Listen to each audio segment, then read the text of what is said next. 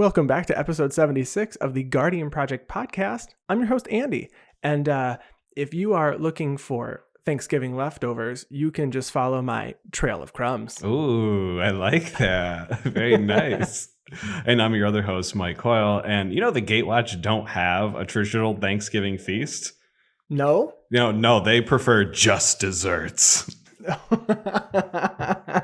Please listen carefully.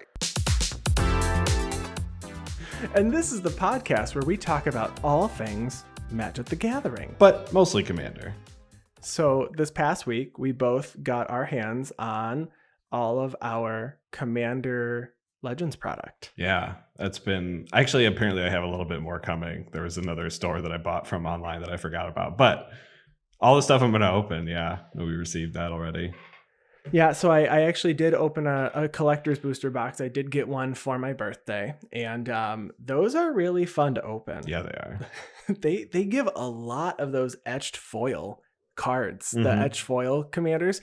And so I think I opened all but 3 of the original partners back from when they originally released Partner. Nice. So that was cool. And I had to pick up a couple of cards for a deck that I'm making.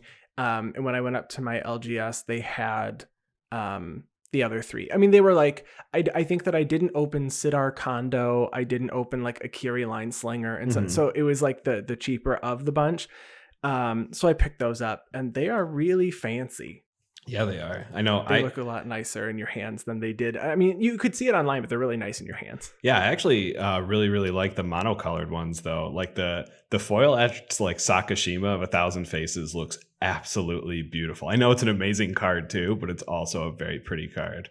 It's just the cherry on top when you also get it in etched foil. Right. Yeah. Which I did get. So that was an exciting one to have gotten. Yeah. I actually ended up replacing my Scarab God with Tormod Sakashima partners and got a chance to play that a couple days ago. And that deck, it's much better with those commanders. So that's really cool. Instead of the Scarab God. So the Scarab God went into the 99, and then I removed Rings of Brighthearth and Training Grounds because those cards are specifically for the Scarab God.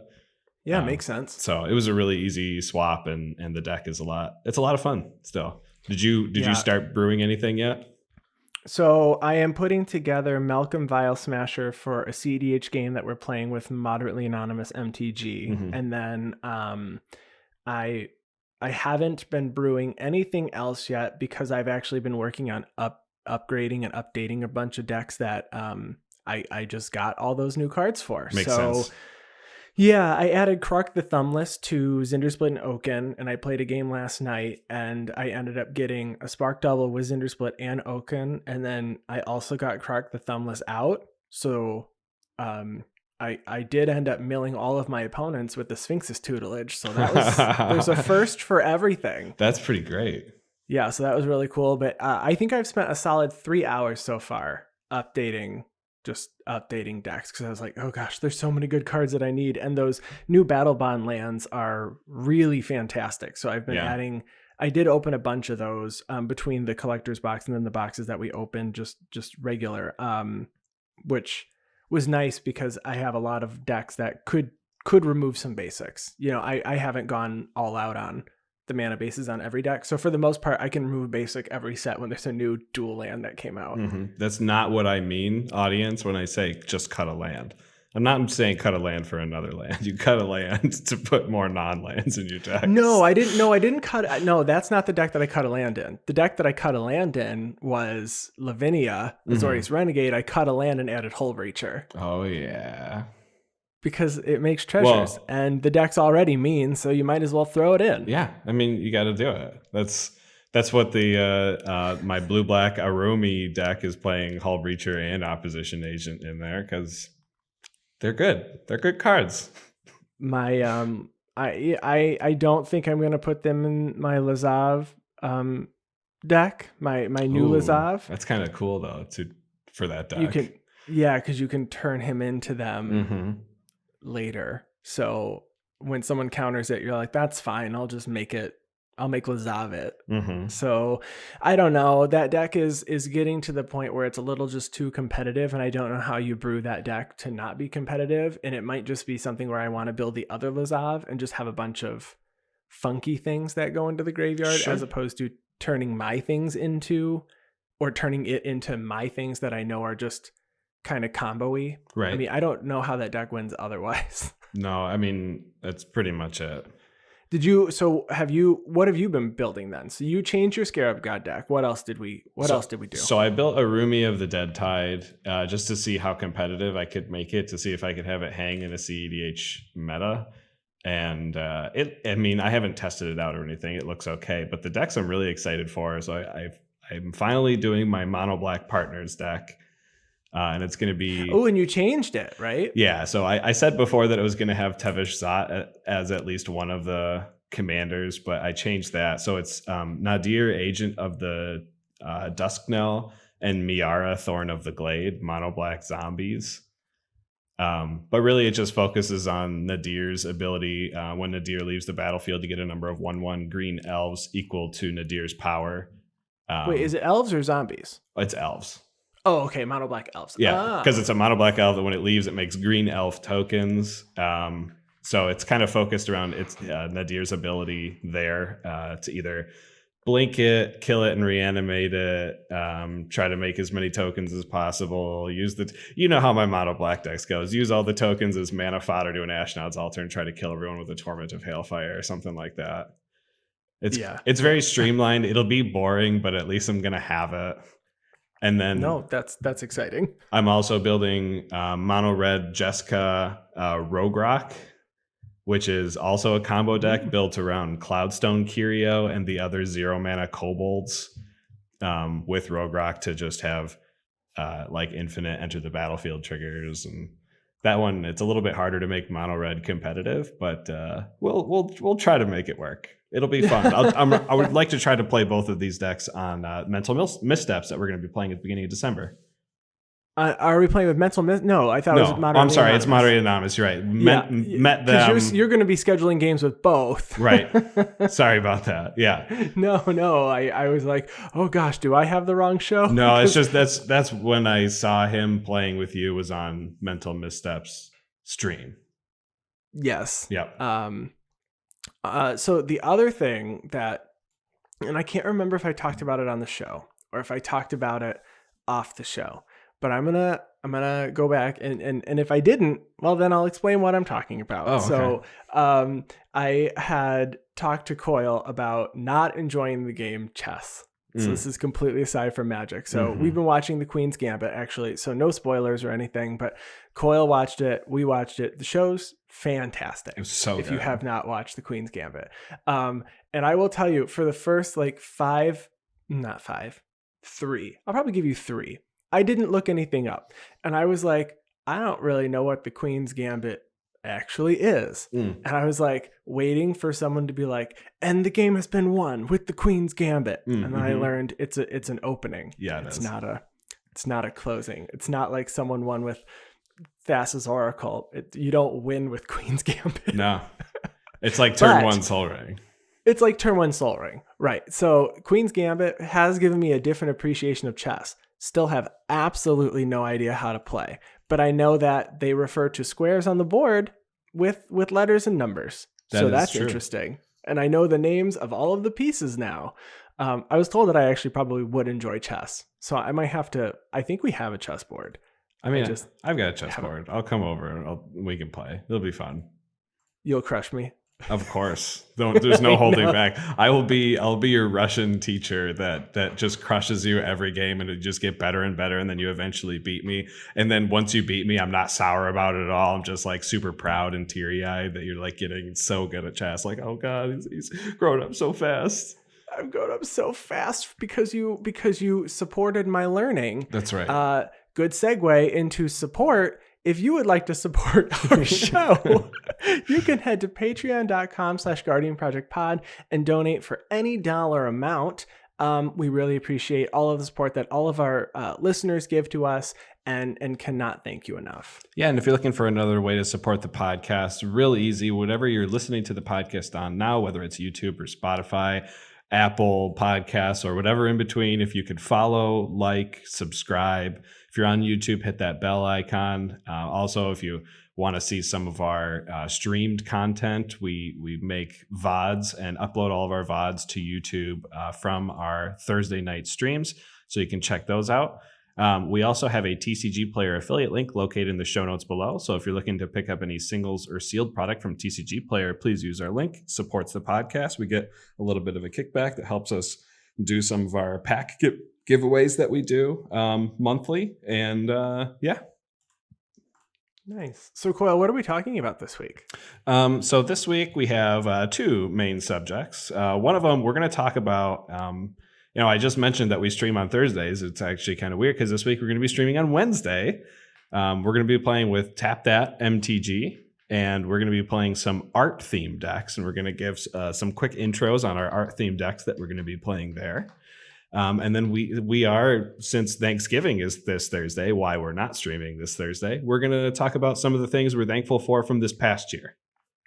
Yeah, I am very excited to talk about these art decks, and then in classic fashion, we're gonna probably just make it an annual thing. Now we're gonna talk about things that we're thankful for. So let's get to it.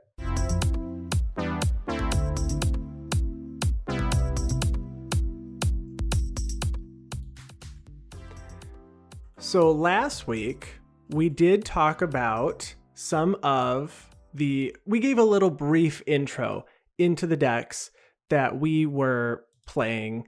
And I am playing Liesa, Shroud of Dusk, and it is a 5/5 flying lifelink angel that says whenever a player casts a spell, they lose 2 life. So it's in the Orzhov colors, and the whole deck is just based on cards with bent knees. just bent knees. Bent knees. Okay. So they're flying, or they're kneeling, or they're praying. Some are falling. So the whole deck, it has to have cards with artwork with bent knees. So we use Scryfall Tagger. So if you go to Scryfall, they have a tagging system where you can look for cards that have specific depictions. And so I looked for things where someone was kneeling or sitting, because you're for the most part going to find artwork with bent knees. Mm-hmm. So it was a lot of fun to look through these. So we were going to do some deck techs, right? So I did get a chance to play Liesa for the first time the other day. And Liesa does say whenever a player casts a spell, they lose 2 life. So that includes me. I'm glad I learned that, because I would have looked foolish on stream when I was like, not losing life. So anyway, the I would say, before I go into it, the one problem is I don't have any ramp. There are no rocks that include bent knees. I looked for any sort of ramp that had a character in it holding a Mind Stone. Doesn't have anything. Obviously the signets don't have, depictions of someone holding anything. There were no rocks that I could find in the right color. What about the black and white mirror? Do they have bent knees? Actually, that's a good question. They're not in there right now, but I could definitely check that out. So, that's the one thing I found. However, it is based on a lot of life gain. So even though my deck is very, very slow, I found myself being able to stay in the game, because I ended up in the last game that I played, I gained 30 life in the game. I mean, I was still constantly hovering around 20, it felt like, but I did gain 30 overall. So, I do run 31 creatures. All of them have a bent knee of sorts. Some of the big ones here. Sarah Avatar is a creature that is there's a character sitting with their legs crisscross. Your power and toughness equal to your life total. Safara Sky's Blade, very strong. Flying lifelink. Other creatures with flying have indestructible, so it works really well with my commander. Rankle, Master of Pranks. I know I mentioned that on the podcast last week when we were doing our brief intros here. It makes it so that each other player loses a life, draws a card, can sack a creature or discard a card, I guess, or all three. So it can help me draw a card and lose a life, and I guess it doesn't feel so bad. But then I have a lot of cards that make my opponents lose life. So cards like Corpse Knight, where when another creature enters the battlefield under my control, each opponent loses a life. Drawn as Emissary, at my upkeep, I gain a life. Each opponent loses a life, I gain a life. And then Indulging Patrician at the beginning of my end step. If you gain 3 life, each opponent loses 3 life. So it really is just pinging people, or just small incremental loss of life over a long period of time, on top of them losing 2 life each time they just cast a spell. Right. So the problem is, Liesa, what I've learned is did you lose the 2? So instead of like, did you pay the 2 for Rhystic Study? It's like, you have to remind people to lose the 2, which I think is going to put a huge target on Liesa now that I've actually played it, because one, I'm going to constantly be asking that question, but it's like, I'm also constantly reminding people, are you going to lose the 2 from this horrible commander that I have sitting out that you're probably going to want to remove now? So that was one thing I did not think of. So now that I've actually put it into play, it's like, ooh, that might be an actual issue. 2 lands. So I have all basics except for 2 lands. I have a Seraph Sanctuary. There's an angel with a bent knee, and then Ifnir Dreadlands. So I can put a minus counter on something. Those demons, those are legs, and I'm arguing that they're bent knees. I mean, you went beyond I did when it comes to that, including your lands. So I give you all the credit there. I did get 2 lands. So a couple of very interesting cards here. I've got Mammoth Umbra, which gives totem armor. So inside of the mammoth, there's like someone like meditating with their legs crisscross. So that's really great. Greed is a great card to refill my hand. So you can pay a black and 2 life to draw a card. The person is like puking gold sitting on a throne, but their knees are definitely bent. And then there's a couple of good cards, like pretty decent cards that are played regularly in Commander, like Grasp of Fate. So when it enters the battlefield, for each opponent, exile a target non-land permanent they control until it leaves the battlefield. I did in fact look up if horses had knees, and if it was and horses have knees for sure. Their knees are definitely bent. So I do have a couple of cards in here. Specifically, Crested Sunmare is really good for gaining life. Blind Obedience and Dawn of Hope are both in here. Banishing Light and Ashes of the Aberrant. Again, a couple more enchantments that are going to help me. Ashes have whenever a creature dies, you gain a life. I don't know if the players can't cast spells from graveyards or activate abilities of cards in graveyards is going to be relevant at all, but it is something that I do have. So then from a sorcery perspective, I do have a couple of board wipes. I have Planar Cleansing, Ondu Inversion, and Martial Coup. And then Kaya's Wrath, she's definitely leaning forward, and her knee is bent. I may be one of the only decks in existence playing the card Guild. Which card? Guild. So 3 and a black for a sorcery that says exile target creature, and then you get a gold token. Oh, nice. So I can exile a creature, so that's cool. Again, one of the main, I don't know if it's going to be a win con here, but it is when you see it in most games. So Exsanguinate is a very good card. Each opponent loses X life. You gain the life lost that equal to the life lost that way. And then Divine Reckoning is pretty cool. Each player chooses a creature and you destroy the rest, and it has flashback. So I can keep my commander. I do think that this may have like Voltron tendencies. Sure. So the only item that really, or the only card that really supports that is I am going to be playing 1 Strata Scythe. So it has imprint. You can search your library for a land card, exile it. And then equipped creature gets +1/+1 for each land on the battlefield with the same name as that exiled card. So that's pretty great. If I can, give my commander even if it's just +5/+5, then she's a 10/10. I mean, right. that could be 2 swings after Strata Scythe gets equipped. Yeah.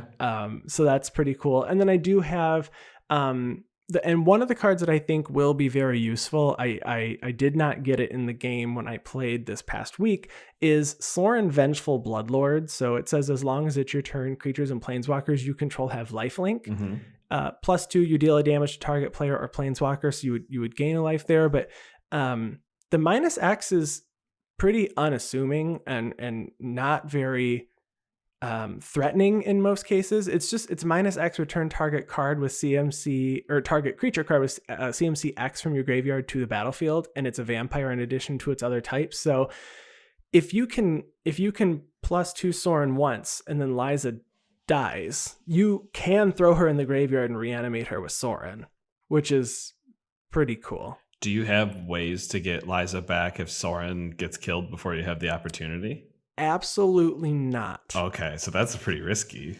It is, but I figured in a themed art deck challenge, I'm assuming that there isn't going to be too much destroy target planeswalker or counter target activated ability.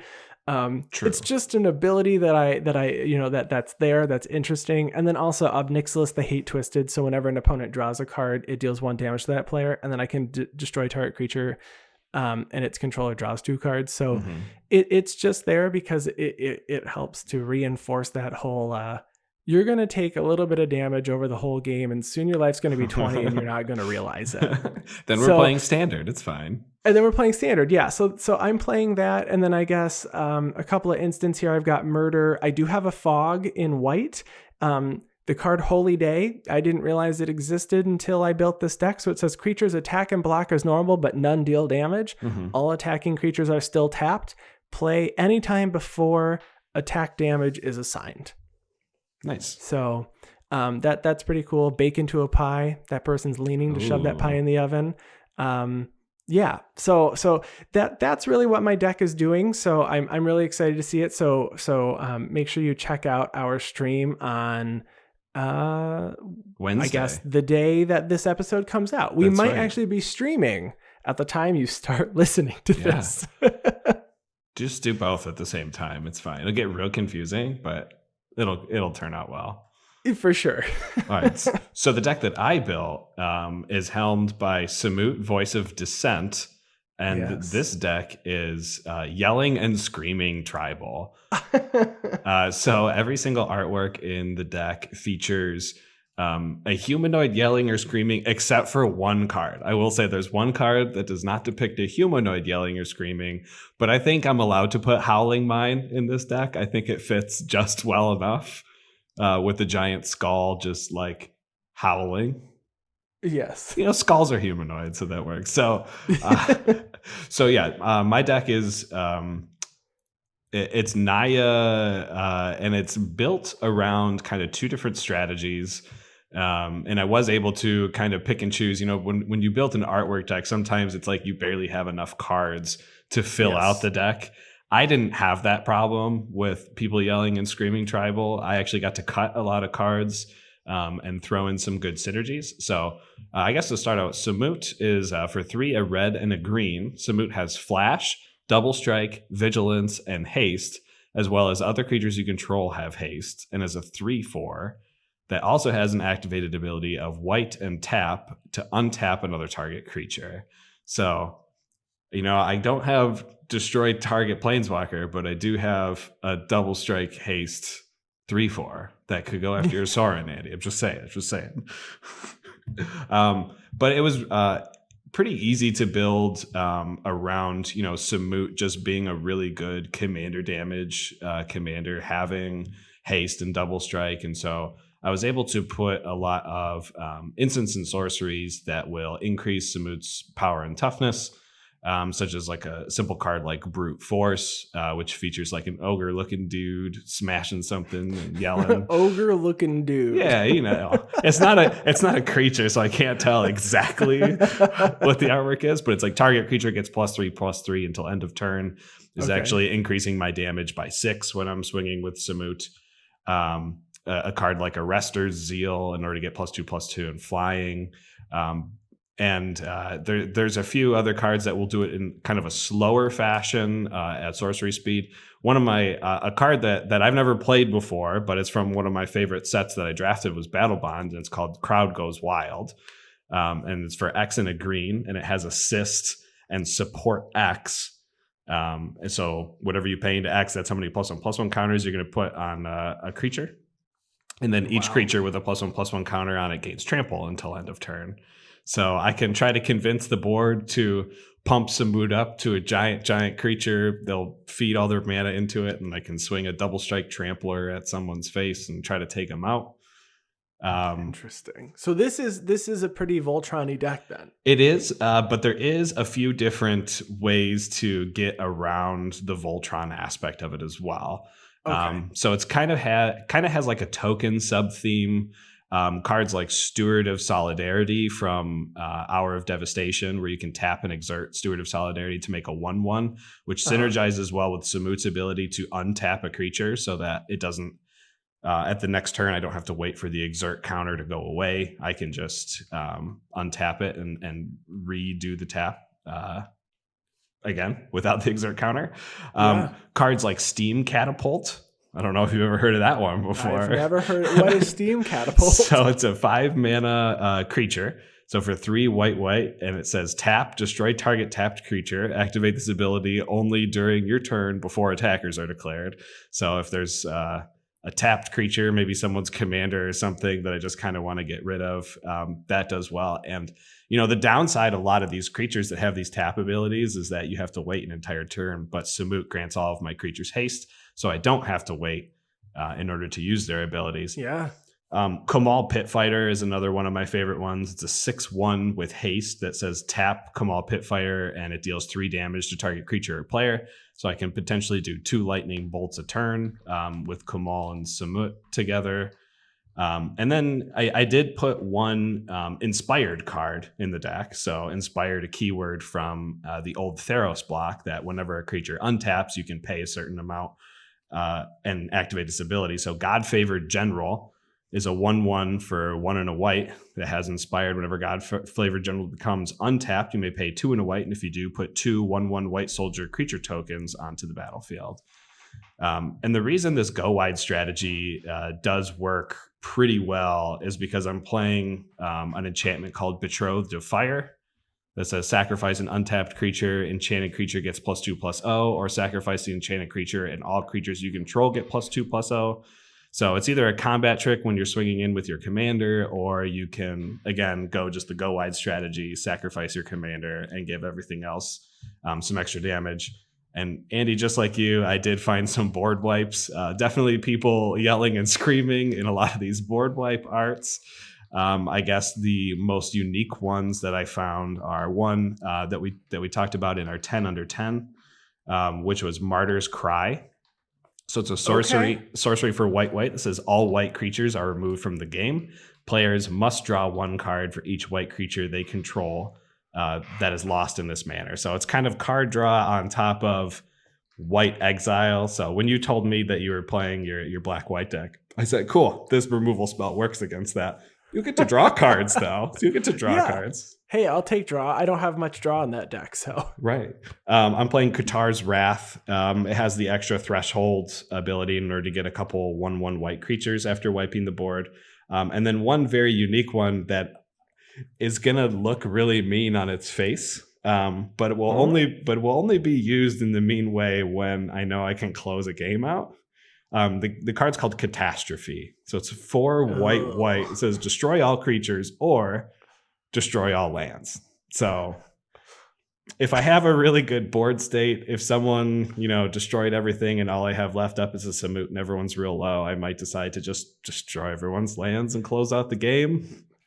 There's a little couple good things in there. Some enchantments in order to grant lifelink, because I know it's going to be kind of a grindy game. So Noble Purpose doesn't technically give lifelink, but whenever a creature I control deals combat damage, I gain that much life. Orum's Prayer is a cool one that I found. So if any creature attacks you, I gain 1 life for each attacking creature. True Conviction. great card. Creatures I control have double strike and lifelink.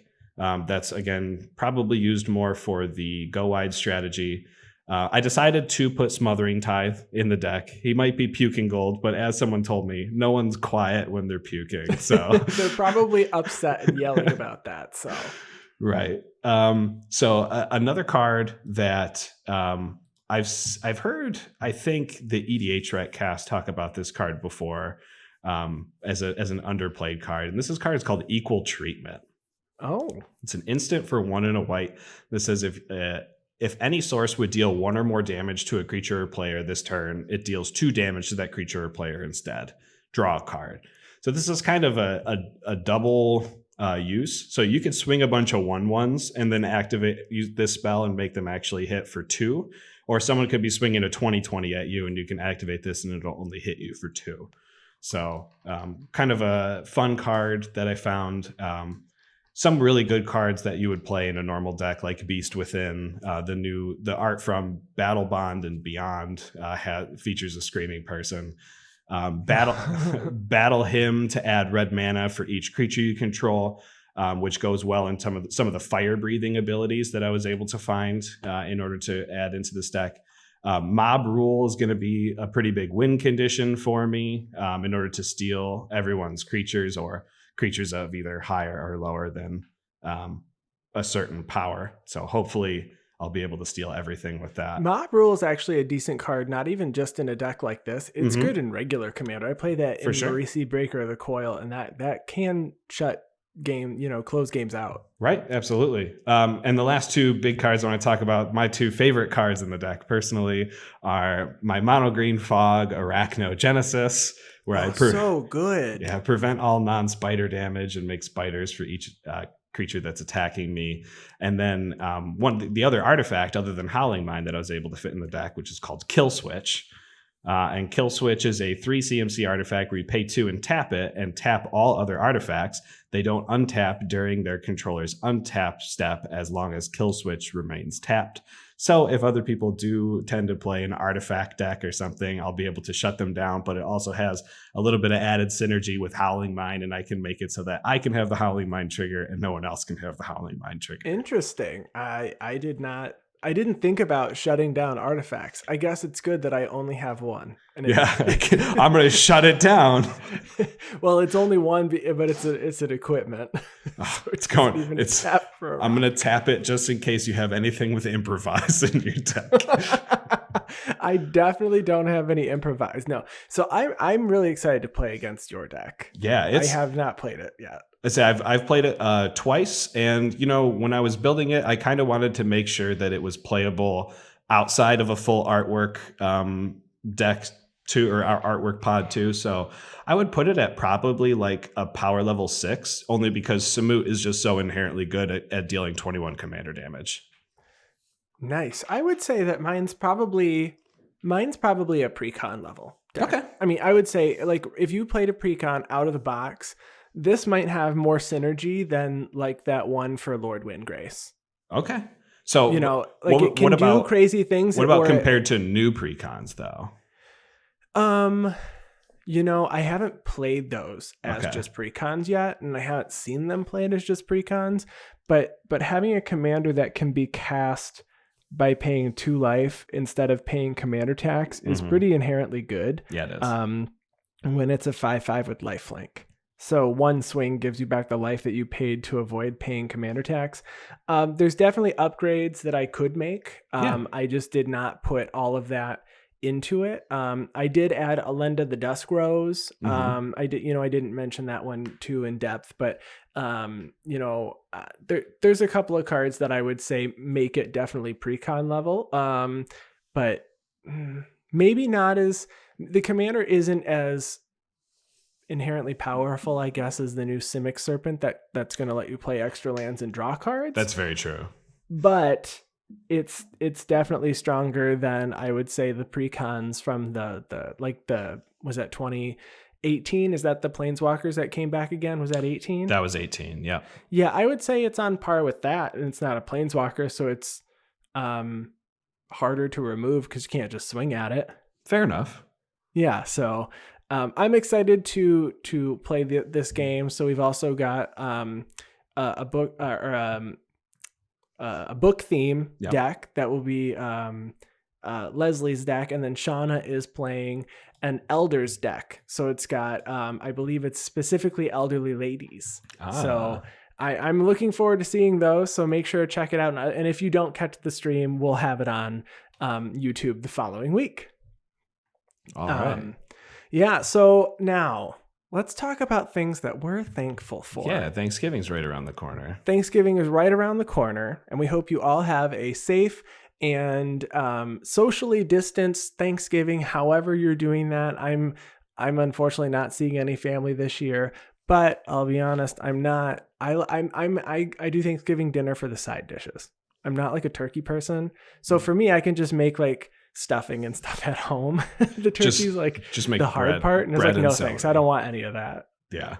Well, I really like the turkey and the mashed potatoes combo. And like one of my favorite things, though, is leftovers. I think I enjoy leftovers more than I enjoy the feast itself. There's some things that are better as leftovers. I'll 100% give you. Most soup is better as leftovers. Yeah. My family grew up with that cold turkey sandwich stuff with like hot gravy. No, I'm out. Oh my gosh. No, thank you at all. On homemade bread with fresh mashed potato. Oh my goodness. Yes. So we hope you all have a wonderful Thanksgiving. So the first thing I want to say that I am thankful for this year is the whole entire internet. Wow. What an umbrella. It's not. It is such a wonderful thing.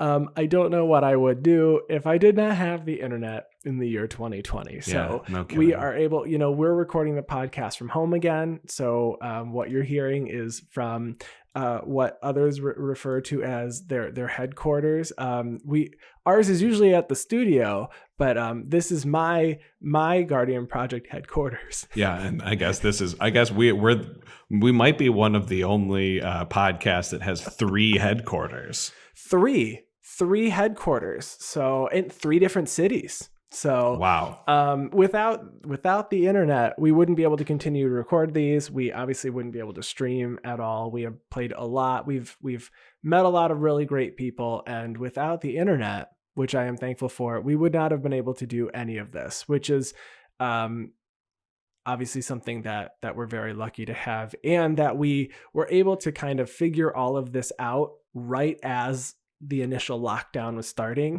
Mm-hmm. Because if I don't, and I think we might have said this before, but had we not had the lockdown, we might not have gone as much into all of the streaming and getting new overlays and, improving the podcast in the ways that we have, because, we now have a little bit more time because there's not really a ton of stuff that we're able to do anymore. Right. Yeah. I mean, we were going to our LGSs twice a week to play Commander, and we can't do that at all. But we definitely weren't streaming every Thursday playing Commander. We weren't playing any webcam Commander before, the COVID happened. So yeah, we've streamed with other channels on the night that we would play. We have a Monday night league, which we've streamed with other people. Friday nights, we initially streamed our show. We had a Friday night league, which obviously we're not doing. And then Sunday afternoons, which is when we're usually finishing up the prep for our show. We're uploading videos. We're getting everything together. So we have a couple hours of work that we do on Sundays. We would usually do like a Sunday afternoon Commander event as well. So sometimes we were going 3 times a week to play Commander. So the nice thing is that we can easily do that, and you don't have any of the travel time to go to your LGS or come back. And it was I think it was a 20-minute drive for me. So, I guess I saved 40 minutes to play Commander from home. Hey, that's gas money too. And the temptation to buy more singles every single time that you're at your LGS instead of when you just have one lists. Home every week. Oh my gosh. It's so tempting not to. I don't know how you can. It's like, ooh, that Cloudstone Curio is only $32. That's a good price. I should have picked that up. All right. So the first thing that I have listed here for things that I'm thankful for is in these last standard sets of Ikoria and Zendikar, we got a lot of what I consider to be commander-centric legendary creatures. And what I mean when I say that is that the creatures, although some of them did have really good use in standard, cough, cough, math, cough, cough, they're for a majority of them, their converted mana costs were just a little bit too high for the tempo of play that Standard was happening, or their effects just maybe weren't good enough. There wasn't enough to build around it, especially when it comes to the Ikoria mutate legendary creatures. But those creatures, you can tell the way they were designed. They had at least commander in the back of the head when they were designed, and they turned out to be really, really fun creatures for the commander format, whether they were going to be your commander, like I have my Otrini mutate deck, or if they're going to be in the 99, like I have in my Morophon everything tribal deck. Yes. I thought they were really cool. We definitely needed more commander support in the 3-color wedges. Yeah? Did I get that right? Those are wedges. Yep, Yeah. not shards. Yeah. And then we got, some cool legendary creatures from Zendikar. We got our first mono red Landfall Matters creature in Morog. We got Phylath, an Avenger of Zendikar in the command zone. Creatures that really aren't seeing a ton of play, again, in Standard, but definitely with Commander in mind. They turned out to be really, really cool, fun to build around, and fun to put in decks. And you're working on building your first commander with a companion as well, which we got from Ikoria. That's right. Yeah, as of right now, I'm building it as Kaidel and Kodama, but I think I want to expand it outside of Simic and sacrifice Kodama for something else. I don't know yet, though. I'm trying to be convinced that I shouldn't play Kodama, and it's difficult. Kodama seems really cool. I did watch the most recent game nights, that deck with Kodama and Togo. It seems like I feel like Kodama will do a lot of things. Oh yeah. And we may not have seen or unlocked the full potential yet. Obviously it's been out for not even an entire week yet. You're right. So I agree, that very cool card. Yeah. The next item that I am thankful for, and this one might not obviously be for everyone here, I guess it could be, but was the most recent Standard rotation. Not for a negative reason, because I did enjoy playing with Guilds of Ravnica Allegiance, War of the Spark, and Core 20 in Standard, but mostly because I have a Ravnica block cube. And so I have been working on foiling out all of the cards in that cube. And so it's all cards from Ravnica going back to Ravnica City of Guilds and Guild Pact and Dissension and then the Return to it's all the Ravnica set. So it's not just a specific, Guilds of Ravnica Allegiance, and War of the Spark. So with those 3 rotating, they had a lot of really strong cards, and they were really out of my price range to pick them up in foil. But once they rotated, obviously prices drop a little, and we did see that just like every other set. So I was able to pick up some Shocklands in foil for cheaper, even non-foils, because you always want Shocklands for Commander, just having extras, or just to make sure that you have one of each. I know that at one point, some of those Shocklands at our LGS were selling for $7. And I was like, this is great. Yeah. This is so nice, because I don't know, in 2 or 3 years, they're going to likely be back to $20, because you grab them for all your Commander decks that are 2 colors. Or 3, I guess, or 5. Or any of them. Even the mono... Oh, wait, no, you can't do that. Can't do monocolor. So, there's one, stipulation here, I guess, or one factor that hadn't been something that we had to deal with in years past, which is the creation of the format Pioneer. So now that Pioneer is a thing, the prices did not necessarily plummet or become, pennies on the dollar, because some cards are still being played, right, or are still good. Although we can't really play Pioneer. We have Historic on Arena, and so not that I necessarily think that those decks are affecting paper prices, because there's no Historic format to play in paper. But like cards like Hydroid Crisis are still $25 in foil. you know, I would love to pick that up. It's in my cube for the Simic Guild. I do have guild cards specifically, but for the most part, the prices went down and my cube really appreciated it. So for that, I'm thankful. Yeah, it's just too bad that this format that we play called Commander also drives some of these prices up, and we can't get a copy of Guardian Project for under $5. I know. It would have been so nice to have that as something we could have given out and signed and sent off to. No, we missed the boat on that. Yeah, we should have picked a worse card. We should change our show name to something that's a very cheap card. Buy them all out. And then we'll have a very popular show card to send out. We are the persistent petitioners. That's a good one. Yeah. If you would like to listen to our show, you can view it from above. Haha! Is that an expensive card? Not expensive card? Not expensive card. All no. right, sweet. No, it's like 30 cents non-foil. Perfect. All right, we got our new podcast name. New show name. The magic. From the view from above. That sounds very condescending now that we say it. It's like we're looking down on everything. No, it's just it's a bird's eye view of all of the format. Oh, okay. So we can see everything. So very general understanding, and that's why you come to our show. Hey, that's why you're here. Yeah. New segment. Jot that down. And this is Andy's view from above. All right. So the next thing that we are thankful for, or at least I'm thankful for. I know Andy just talked about how he hasn't really had a chance to play with them yet, but it's these new Commander precons that were printed alongside Zendikar and printed alongside Commander Legends.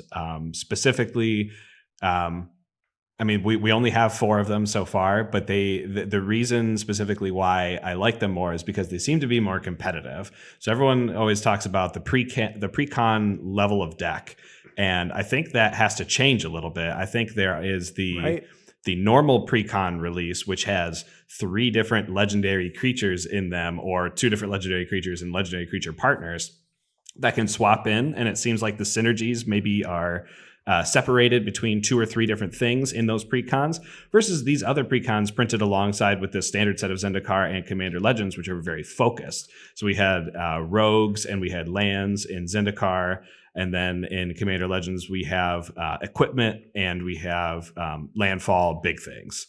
So I mean, Simic landfall big things you can build all day. You could probably have put 3 different legendary creatures in there that do the same thing, and it would still be just as good. But it's really cool, I think, to see them pushing that little bit of power and stuff that is really straightforward. I do think maybe the Commander precons, well, one, Commander is not a format you want to teach someone how to play Magic on anyways, but if someone knows how to play Magic and they're trying to get into the Commander format, I'd much rather them play a deck that is very focused on one particular strategy rather than that can get confused on 3 different types of strategies. On top of some of the reprints that we're getting in these, I know we saw Avenger of Zendikar get reprint. We saw great reprint. Notorious Throng got reprinted. You know, just some of these cards were really good. Even there are some older cards that got reprints in the new border, like your mono blue extra turns commander that you had for a little while. Maloku? Yeah, Maloku got a reprint as well in the new legendary creature art in the new Simic deck from Commander Legends. So again, reprints, focused, more competitive, precons, thumbs up Wizards. You're doing a really good job with those. Yeah, no, it's really great. The next item that the next thing that I'm really thankful for is all the content creators, honestly, that we've met and we've started to stream with. We were going to put together an entire list, but we have met so many great people. We don't want to forget to name any specific person. So instead of naming anyone, we're not going to name anyone. No, no, we've met, we've been on, we've guested on streaming shows. We've been on other podcasts. We have had so many people on our streams and just communicating with people through Twitter, which is obviously our primary social media for our podcast. We've learned a lot from these other content creators. We joined a couple of Discord channels.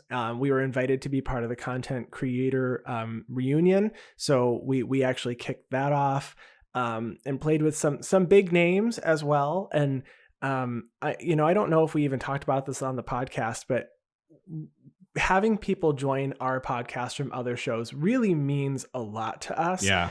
And, we had Dana Roach on, we've had Zuby on, we've had Max Crandall on, and it just, having the people on our show feels like we're meeting people who we've been listening to for years. Yeah, maybe idols is a little too far of a word, but it kind of seems like it sometimes. And it felt intimidating at first. We're like, oh gosh, we're reaching out to Jim from the Spike Feeders, and everybody's super nice.